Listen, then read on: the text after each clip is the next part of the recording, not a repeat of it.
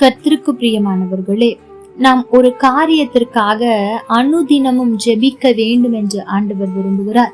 அது என்ன காரியம், ஏன் ஜெபிக்க வேண்டும், அப்படி ஜெபிக்கும் போது என்ன நடக்கும் என்பதைத்தான் நாம் தியானிக்க போகிறோம். நியாயாதிபதிகள் 7ஆம் அதிகாரம் 4ஆம் வசனம்.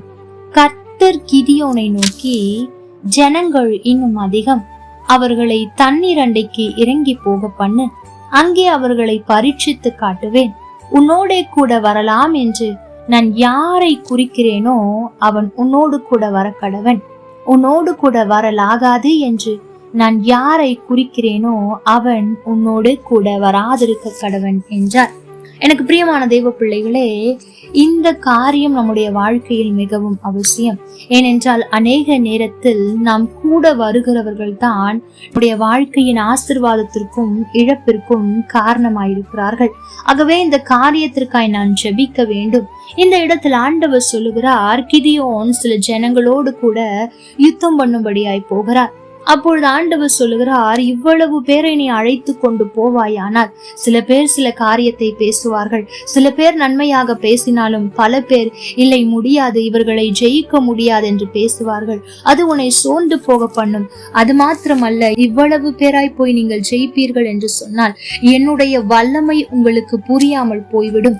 ஆகவே இவ்வளவு பேர் வேண்டாம், உன்னோடு கூட யார் வர வேண்டும் என்று நான் நினைத்திருக்கிறேனோ அவர்கள் மாத்திரம் வரட்டும், மற்றவர்கள் வேண்டாம் என்று சொல்லுகிறார். எனக்கு பிரியமான தேவ பிள்ளைகளே, இந்த காரியத்திற்காய் நாம் ஜெபிக்க வேண்டும். அங்கே கிதியோனுக்கு ஆண்டவர் கிருபையாய் இதை யாரை நியமித்தாரோ அவர்களை மாத்திரம் கூட அனுப்பினார்.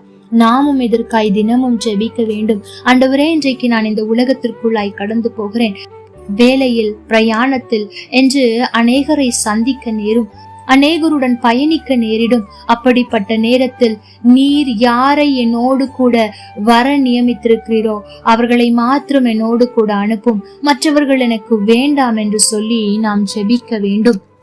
ஏனென்றால் இவர்கள் தான் நம்முடைய ஆசீர்வாதத்திற்கு பாத்திரவான்களாகவும் தடைகளாகவும் இருக்கிறார்கள் என்பதில் சந்தேகம் இல்லை. அன்றைக்கு யோசித்து பாருங்கள், ஆண்டவர் ஆபிரகாமை அழைக்கிறார். ஆனால் ஆபிரகாம் கூட லோத்துவையும் அழைத்து கொண்டு போகிறார். நடந்தது என்ன? லோத்து அவரோடு இருக்கும் வரை ஆண்டவர் வாக்குத்தத்தம் பண்ணினதை முழுமையாய் ஆபிரகாம் அனுபவிக்க முடியவில்லை. ஆனால் நேரம் ஒன்று வந்தது. ஒருவேளை ஆபிரகாமும் இப்படி ஜெபித்திருப்பாரா என்று தெரியவில்லை. நேரம் வந்தது. ஆண்டவர் புரிந்து கொண்டார், லோத்து உன்னோடு கூட வந்தது போதும், இனி அவர் உன்னோடு கூட வர வேண்டாம் என்று சொல்லி நேரம் ஒன்றை வைத்திருந்தார். லோத்துவை பிரித்து ஆபிரகாமை ஆசீர்வதித்தார். ஆம், எனக்கு பிரியமான தெய்வ பிள்ளைகளே, ஆண்டவர் சில நேரத்தில் சில நபர்களை உங்களுடைய வாழ்க்கையில் அனுமதிப்பார். சில நேரத்தில் நாம் மிகவும் அவர்களோடு ஐக்கியமான பின்பு அவர்களை நம்முடைய வாழ்க்கையை விட்டு பிரிப்பார். ஏன் ஆண்டவரே என்று கேட்காதிருங்கள். மாறாக, இதுவரை அவர்களை என்னோடு கூட வைத்திருக்க நீர் சுத்தமாயிருந்தீர், இப்பொழுது வேண்டாம் என்று நினைத்து விட்டீரா ஆண்டவரே, நன்றி என்று சொல்லுங்கள். அது அவ்வளவு எளிதான காரியம் அல்லவே அல்லதான்.